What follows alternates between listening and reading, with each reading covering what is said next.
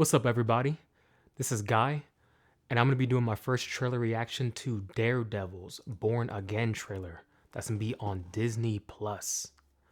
For some context, I watched all the episodes and seasons of Daredevil when it was on Netflix, and it was one of the most grounded, superhero shows I feel that I had ever seen. I know back on the CW, we had the Arrow, and Arrow was great, and I loved its grounded nature as well. But eventually we had the more fantastical elements come in, such as Supergirl, The Flash, and then things just got a little bit, wild from there, and we kind of missed that grounded nature originally from Arrow. When it came to Daredevil, man, one of the best shows. Talk about the acting, the story, the costume design, the world building. It made you really feel immersed in Hell's Kitchen. It was just so dope. And I loved how they did the build up where, Matt, he didn't have the costume right from the get-go. He was in the all black with the mask and everything, just, doing his thing. And it was dope because it made you really feel like this guy was out here running the streets, knocking people up and just trying to do the right thing. So, man, I remember I was really sad when the show got canceled. I was like, damn. Of course, Netflix did this. I remember I had another show called the OA that they did it too. They canceled it super early, right when things were picking up and getting good. And I was like, Netflix, here we go again. Here we go again. But now Disney has now since revived the show. And it looks like I've been hearing they brought back some previous characters from the shows. So I'm still excited if they're going to still fit like the themes of the Netflix series, the brutality, the action. Give us that, what we came to love. And I hope they don't Disneyfy it. So without further ado, let's get on to watching the video. Thank you for finding the time. There he is. I will admit, Hey, it's not entirely has Fist been doing some cardio? seeing you again. Looks a little slim. Hey, when he be doing that hand thing, you better be careful. Time has passed. By the look of it, you've Hey, come up in the okay, world. okay. I could say the same about you. The mayor serves his city. I can see you're not entirely convinced. Can you blame me? I like that. I like that. I can't shake the feeling that you're gaming the system. Why did you stop being a vigilante? The line was crossed. Nice. It's That's hard dope. to come to terms with a violent nature. Hating the power Okay. it has over us. It looks like he's holding back. The city Hey, can't go unchecked. Bullseye was a great villain. Great villain. Sometimes peace needs to be broken. Yeah. You can't be nice all the time. Must reign. Hey, Am I putting the hatchet down? that's my dude right there. I was raised to believe in grace. Okay. But I was also raised Ooh. Ah, to believe in retribution. please. There we go.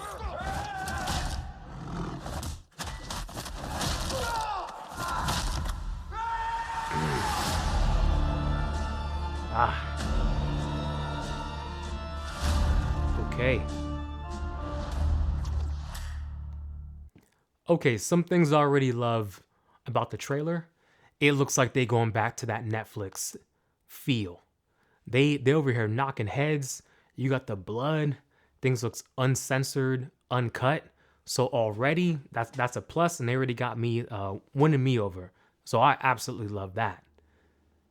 The next thing, it looks like the dialogue is still that high quality dialogue that was there during the Netflix series. And something about the Netflix series that I really, really loved? There was an episode where it was Daredevil. He was chained up on the roof with Punisher. And almost the whole episode was just them talking. Just them talking, having a dialogue between the moralities of, whether you should kill someone, like the criminals, or he should keep them alive. And I thought there was really no action much that episode, but yet that happened to be one of my favorite episodes because that conflict between the two, morals and ideologies from both sides was just captivating. Something that I wish that they would have done, when it came to Batman and Superman in the live action versions.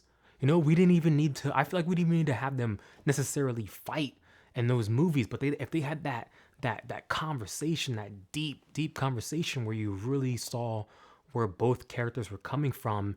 They were trying to do this, just like with Frank and Matt. They're trying to do the same thing but clean up the streets, but they're both going about it in two completely different ways. So it looks like they're gonna have that good quality of, hopefully, of storytelling and dialogue throughout this new series. And I hope they keep it going, man, because from what I'm seeing so far, it's looking pretty good. Speaking of the grittiness, when they were breaking those bones of the legs, the arms, and everything, ooh, I felt that. I felt that. I did 10 years in the military, so I had my accidents throughout that time. And I remember one time specifically, we were in Guam after we landed. I was carrying this like 80-pound toolbox from the back of the jet to the front of the jet. And while I'm walking, somebody forgot to cover one of the rollers. And these rollers were electronic, and you could use them to kind of, play Tetris and like move around large parcels and equipment in the back of the plane. And while I'm walking, I slipped on one of those rollers, and that 80-pound toolbox had fell right on my knee, and my knee just went whoop, right back just like that. And I was like, oh shit. I felt it, and I was like, oh shit, but I didn't feel nothing. I thought I was okay. So then I was like, all right, I think I'm all right. I remember I took a step, and when I took another step, my leg went boop, right back again. And that's when all the pain came rushing in, flooding in, and ooh. Yeah, nah, like seeing that, oh man, brought back some memories for that. So I felt that. Lastly, I want to talk about some of the cast that they're bringing back. Looks like they're bringing back Foggy. We saw Bullseye. Kingpin is obviously back. Frank Castle. The fact that if they were able to bring all these people back, maybe they saw this script and were like, hey, this is something worth coming back for. And so what it really looks like is that Disney is catering to the fans. And you see what happens. It's not a bad thing to cater to the fans. We saw what happened with Deadpool and Wolverine. That movie was a monumental success because they were like, hey, let's really give the fans what they want, what they've been asking for. That's not necessarily a bad thing. Of course, sometimes you want to be original. You want to give us, something new, something different.